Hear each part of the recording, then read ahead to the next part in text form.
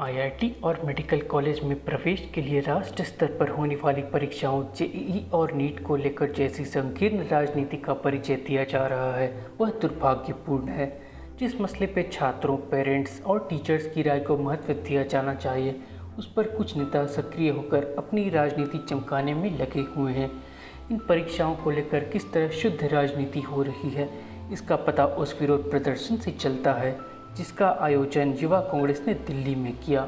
क्या यह हास्यास्पद नहीं कि कांग्रेस के युवा तो विरोध प्रदर्शन के लिए सड़कों पर जमा हो सकते हैं, लेकिन इंजीनियरिंग और मेडिकल परीक्षा की तैयारी कर रहे छात्र जरूरी सावधानी बरतते हुए परीक्षा नहीं दे सकते। निसंदेह कोरोना वायरस के संक्रमण का खतरा अभी टला नहीं है, लेकिन यदि सतर्कता बरतते हुए हवाई एवं रेल यात्रा संभव है और विधानसभाओं के सत्र आयोजित हो सकते हैं, तो फिर परीक्षाएं क्यों नहीं हो सकती। कुछ राजनीतिक दलों की ओर से यह जो माहौल बनाया जा रहा है कि सरकार कोरोना संक्रमण के इस दौर में छात्रों की सेहत की चिंता करने को तैयार नहीं, वह एक किस्म की राजनीतिक शरारत ही है।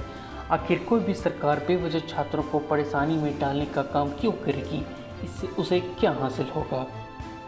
यह ठीक नहीं कि इन परिस्थितियों को समझने के बजाय कुछ लोग यह साबित करने के लिए अतिरिक्त मेहनत कर रहे हैं कि मौजूदा माहौल में परीक्षाओं का आयोजन करना छात्रों की भविष्य से खिलवाड़ है।